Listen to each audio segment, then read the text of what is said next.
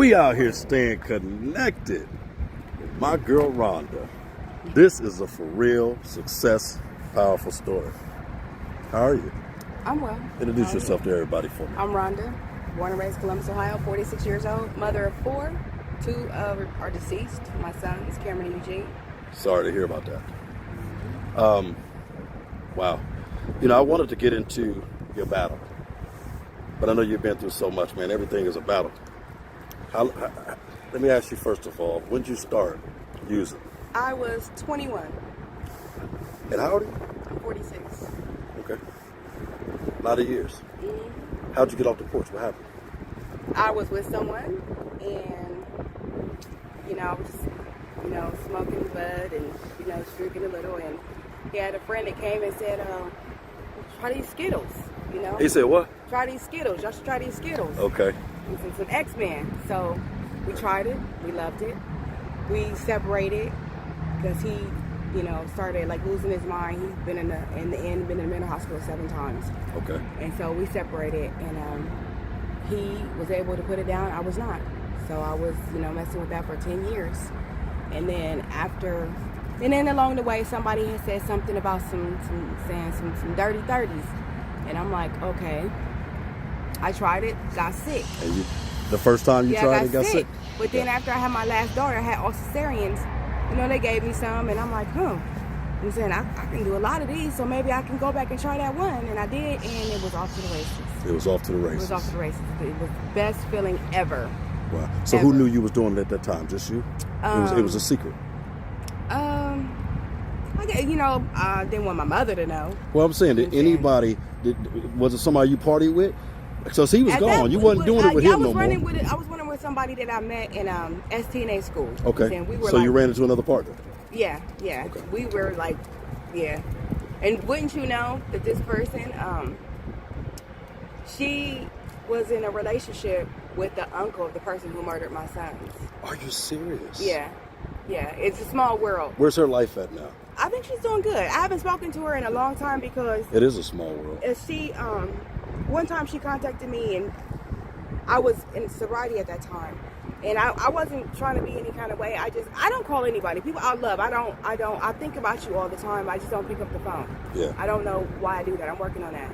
But she felt some kind of way, like I felt like I was better than her or something. She was like, I see you don't want to call me because you're doing this and I'm not, and da-da-da. And I just was like, whoa. And I didn't like that. So, I just left her alone. But I still love her. That's crazy energy. Yeah.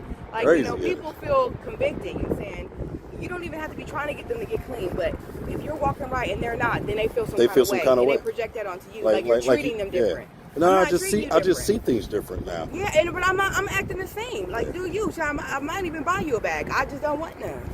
Right. Right. I don't know. I think it's just a guilty conscience. So what made you quit? What was your breaking point? The first time, because everything was just falling apart. I wasn't taking my children to school. I just wasn't doing anything. Literally every dime that I got went to some mess. I would go to cash my checks when the 1 or 2 times I was working, and they say, "Do you need any money orders?"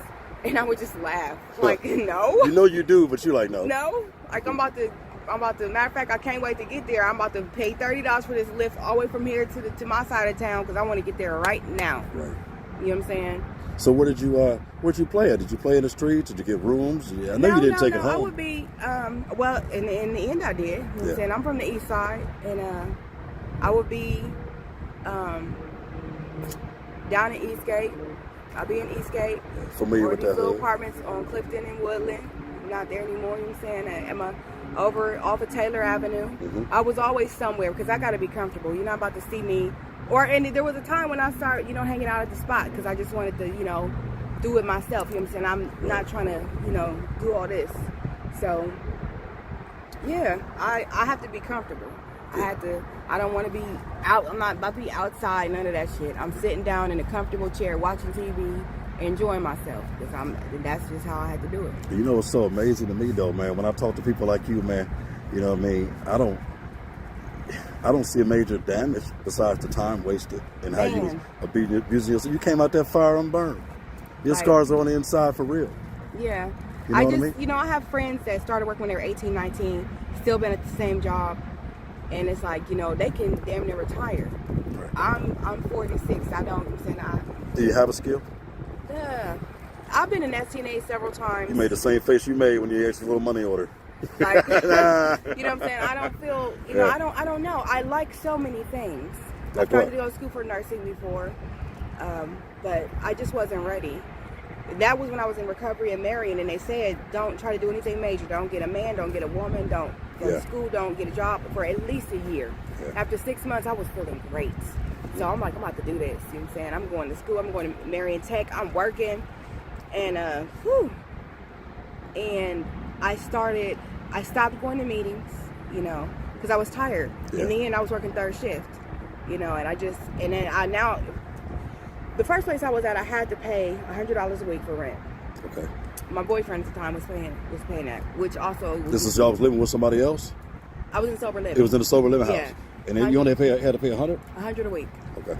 And like after 3 months. Then I, you know... So you went in with him? No, he stayed here. He was my dope dealer. Oh, wow. Yeah, he stayed here. He said, but he was glad I was going away. He's like, I'll do whatever you need. To get you there, let it happen, yeah. So, boom. Went to a different place. It was $125 a week. And I'm like, man, this is crazy. I'm paying $125 a week. That's $500 a month to be sharing a room with somebody. I'm about to, you know what I'm saying, get my own place. So I got a little studio. You want to stand right here? I got a little studio. It was $600. And... You can lean on that. Okay. Stretch yourself. I'm short. Yeah. Ooh, you're really short. I'm only 4'10". God, I got a little studio. It was $400, so $600 a month. Mm-hmm. And you know, this was like I was there from like 2020 to 2022. So October 4th. Oh my God, please don't start crying. October 4th, 2022. My mom calls me, and she's frantic, and she's like, "Doll baby, doll baby." That's what she calls me, doll baby. I got a tattoo on the back of my neck. Okay. Our boys are gone. But she's like hysterical. And I'm like, Mom, what are you talking about? I never used Fanny. I never raised my voice or named my mom. But I was like, Mom, what the fuck? I'm saying, excuse me. I'm like, what? Like, what are you saying? Okay, do you? I knew what she was saying, but I need her to say it. Yeah. I need her to say those words. Don't tell me, like, you know, I need her to say it. And I remember at that time in Marion, I was working at a sober living house. The kind, like, you know, I worked the third shift, so those people were a lot. They were a lot. Yeah. And I would just be trying to be at work, and it was just so hard. I was crying all the time. I really feel like I needed to be with my family, my daughters, and I was miserable. Are you okay right now? Yeah, I'm okay. Okay, so I had to come back home, and it was just a mess. Like, even because, okay, let's go back. We had the funeral. And I knew I could not wait after that funeral. I think that sun might be messing you up. Hop back. Wait. No, you was cool right there. Okay. Here we go. We had that funeral, and I remember my daughter's father. After, you know what I'm saying, we went to where they were murdered, tagged up the sidewalk, set off some fireworks and stuff, like after the repast. And I was drinking, you know, at the repast and everything, but he knew me, you know what I'm saying? He knows. The guy that did it. He knows, you know what I'm saying? No, he knows what. He knew what I was going to escape to. Gotcha. He pulled my hand. He was like, baby, come with us. You know what I'm saying? Like, come with us. I was like, no. And the pleading in his eyes, he wanted me to come with him so bad because he knew, because I was thirsty to leave. Yeah. You know what I'm saying? I had some money in my pocket because I was working. I was ready to go. He knew what the fuck I was about to run to. My sons were just murdered. Yeah. I wish I would have just went with him. You know what I'm saying? I wish I would have had the no matter what attitude. Go ahead, hop back up there. I didn't have the no matter what attitude, you know what I'm saying, the mindset. Yeah. So I wanted to stop feeling that feeling right now. You know what I'm saying? So I went and, you know, and got a whole bunch of stuff. Went on down to my auntie's house in Eastgate, and, you know, but it became just so miserable. You know what I'm saying? I got stuck in that. Yeah. Now, mind you, the last time I did a boy was in like 2018. I went to Idaho. My cousin saved my life. My aunt and my uncle drove me out there. My daughters. How did I do that? Yeah. The very first time, well, the second time I did it, because let's get to how I even got on the boy. Okay. I was doing the 30-30s. They went up to like $35, $40. It's too much. So I go to my cousin. I'm like, help me out. You got some you know, some 30s or something? She like, no. She like, but I got this. $10 versus 35.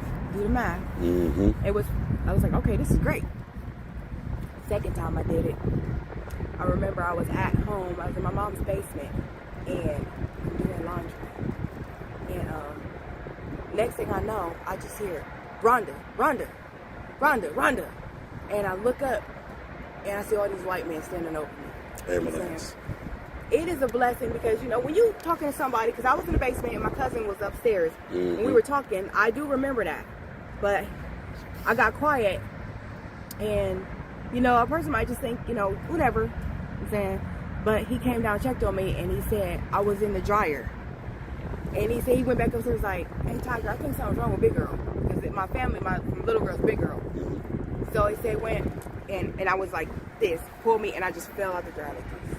Wow. You know what I'm saying? Like, so, yeah, I overdosed. You know what I'm saying? And in mom's basement. Yeah, And so was that the first time that everybody found out? They knew. They didn't knew like it was, no, but yeah. it was like. But now it's like, yeah, damn, you really can't lie. damn. You done dropped off in the basement. Listen. It's not funny, but damn. Yeah, but we can laugh about it now. I can laugh about it now. Because you're a winner. So, and I feel bad because my daughter, like, when you're doing something that you're not supposed to be doing and somebody try to come around you, you might overreact. My daughter kept wanting to come downstairs. I don't even know why. And I was like, go upstairs. You know what I'm saying? I was like real, like, you know, because I was about you to. you trying to do your thing. Yeah. So, man, next day I remember. Well, I'll tell you, it's my mom. She came to the hospital, and when I came to, she's standing at the foot of the bed. I can't remember, what did she say to me? She just was like, she said, "What are you gonna do, Papa? What are you gonna do?" You know. And I didn't understand at first because, you know, my father, in hindsight, was a heroin addict. I didn't know that, you know what I'm saying? I didn't know that until like I was like 11, because I used to see track marks on him. He was in the military. You didn't know what the track marks was, though. He was in the Air Force for 20 years, so he would tell me some things were like scars. And my dad told the best stories. So one day I was like, Daddy, tell me a story, you know what I'm saying? And he looked at me and he said, Elizabeth, that's my middle name. And he did like this and he teared up. And he said, those are track marks. And I'm like, what? Because I used to think it was. How old was you? I think I was like about 11 or 12. Really? You know what I'm saying? He felt like he was old enough to know. Yeah. So it's like, I used to be so amazed at how fast, because I could not fall asleep for shit. My dad would sit in his chair and he'd be asleep in 5 seconds. Now you know why. Hindsight, I know why. It was like, damn, that's why. I thought he was like magical or something. It's funny, when we get older, we learn a lot of stuff we used to see. I remember one time my brothers and I, he had this little nightstand thing or an end table on the sun porch. And one time we opened it and it was a whole bag of sharps. We just like, you know, what's this for? Because at this point he's not, you know, doing anymore. So it was all, you know, it just all started making sense. Right. You know what I'm saying? But I used to feel like, damn, you know, like, and my father was a motherfucker, you know what I'm saying? He loved me, he spoiled me, but he was a hard man. He was way softer on me than he was on my brother. Yeah. You know, and I still have resentment for that. When my father passed away, my brother was up at the hospital hooping and hollering and crying, and I was just looking at him and I'm like, why are you crying? If I were my brother, I would not have been crying for that man. Yeah. You know what I'm saying? My dad loved him and he did for him, but he was unnecessary with my brother. That's a whole other thing. You know what I'm saying? So who was your run to talk to? Did you have anybody? Was it your mom? No? No aunties? No. You know what I'm saying? I talked to God. There you know, go. and like, you know, family, you know, this is not something that I carried. I was like a mean little girl because I was miserable. Misery loves company, you know what I'm saying? But this is not, you know, I don't feel like this affected my daily life. Maybe it did. But well, you know, a lot of stuff that we grow up going through affects our daily life because but we just don't realize it because it's who we are now. Yeah, I mean, people who shut down, people who go in rooms and shut doors. I mean, you know, a lot of these things stem from something or the way they was growing up. Yeah. Or somebody else put them through. Yeah. It's part of them. It's a root of you. And I like to get to know the root of people before I try to really care for the exterior of them. At least you know where they come from and you know why they're moving the way they're moving. Yeah, for sure. You understand what I'm saying? Sure. You want to know if a man was crazy and smacking people before you let him take you out. Man. Have you dealt with any abuse out here in these streets? No. I'll say once, 2 times. One time my ex, he was because he was kind of mental. Like, he just would, like, go off real bad. Mm-hmm. So I have this thing about knives. I don't want them exposed in case I don't want nobody to be able to grab it or nothing like that. So we were kind of arguing. So I always would, like, put the knives up on the refrigerator, put them behind the microwave. And we were arguing, and I had just got the knife, and I was like this, right when he turned around. And he was like, oh, hell no. He grabbed the knife, threw it in the sink, and boom, did like this to my head. He thought I was going to stab him. Right. I'm like, dude, you know better than that. You know what I'm saying? So he felt really, really bad. He was in fight or flight mode. All kind of dope. You know what I'm saying? And then another time, one time when I was like 17, my ex, who I used to have his initials right here, I was real mad at him for something stupid, and I punched him in his arm, and he punched me 2 times real hard in my arm. Honey child, he brought me home. Well, no, I got home somehow. I hitchhiked. And he had the nerve to come to the house. I'm hysterical. My dad had this knife, this long knife with this thick ass leather case. And I mean, it was so sharp. If you put it in wrong, it would slice through that leather like butter. Yeah. I was looking for that knife. I was tearing the house up. I thought I was going to cut him. So I hear my dad. My dad's like, you know what I'm saying? He called the police. I'm like, yes. I'm saying, thank you. He called the police on me. I'm like, what the fuck? So I had to go to neck care. Oh, wow. Yes. And they lock you down for 7 days. I'm grateful because it was 3 days. I'm grateful because my dad knows me. I was going to kill that motherfucker. I was trying to stick his ass. So he saved me from myself because I was like irrational and hysterical. But I was a teenager. So that was all the abuse you dealt with the street. And part of the addiction, so you never resorted to sex acts? Yes. Okay. Yes. So yes. Okay. So no abuse. So what season? And we're not gonna get off of that now. We're gonna do that next time. We're gonna break this chapter down. What season of your addiction did that come and play at? It didn't come right away, right? No, because I just. That came off of the pills or after the pills. That came with the other. Yeah, it wasn't for the X. It was You ain't gotta say it, but because let me see. With the hardback. Was it with that? Was it? I mean, a little bit. But see, because that's what most people say. Bring that on is the hardback. The effect shuts you down. Well, I mean, but if you don't have the effect, you open that door. Anything to get it. Gotcha. You will be sick. You have to have it. You don't have to have it. We're gonna get into that next time we talk. Yeah. I'm just glad that you don't have to look at none of that no more, man. I don't. And you know what? And I don't miss it. The only thing I miss about that lifestyle is my cousin. I love my cousin to death. And in the past, I thought I could be around her. But every time by the 3rd, 4th time me going around her, after I've been, some months clean, I start back getting high. And never, like my mom and my daughters, when I would mention her name, they would get the side eye. And I'm like, why are you doing that? I said, she ain't never. She literally, not my mother, not my brother. Nobody ever encouraged me. My cousin, who I got high with, and my aunt, who I got high with, they were the only people in this world who ever told me, you can do better than this. And that hurts. Nobody. So when they would be looking all side-eye about my cousin, it pissed me off because they never encouraged me. And she never pushed drugs with me. She would tell me no. But she knew I was going to do it anyway. You know what I'm saying? She never tried to get me high. Yeah. So I love my cousin. Well, one of my favorite people. You're so and strong, I miss her. man. But you know what, though? It's behind you. We definitely can't go to the future living in the past. No, we can't. Huh? No, we can't. I told it to the group the other day. I love letting people know that. But you're a winner. And I'm so glad that you decided to open this door up. Because now you got somebody that's going to give you a hand, not a foot. You hear me? Yeah. I got your back. Once this camera go on, it's on. And I started my own channel too.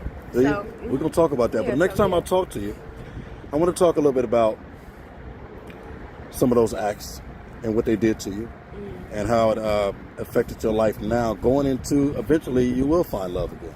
Yeah. You understand what I'm saying? And those things can still come in play. Oh, yeah. On what you dealt with. And I eventually want to talk about, because I know you lost your young guys, man. You know what I mean? And I'm going to open up a segment about a lot of people that buried their children before them. We're going to have a lot of those conversations on my podcast. Okay. I definitely got to have you. Okay. But before we get out of here, I want you to say something to one of these girls that's trying to get into rehab and get their life right, but they're still fighting with that back and forth because they're still pretty. Talk to her, man. Decide. All I can say is decide. And just think about it. Do you want to do this forever? Because you might as well stop now. Like, you don't want to be 46 with no house, no car, no net. Like, you don't want that. You know what I'm saying? Your kids looking at you. My daughters, they know now. They're not babies. You can't hide it. When they're little, you can hide it. That's right. They know. I'm going through the STORE. I'll be back. Man, ain't none of that. My daughter would pull down. She would pull down on me. Yeah. Like, none of that. get in the car.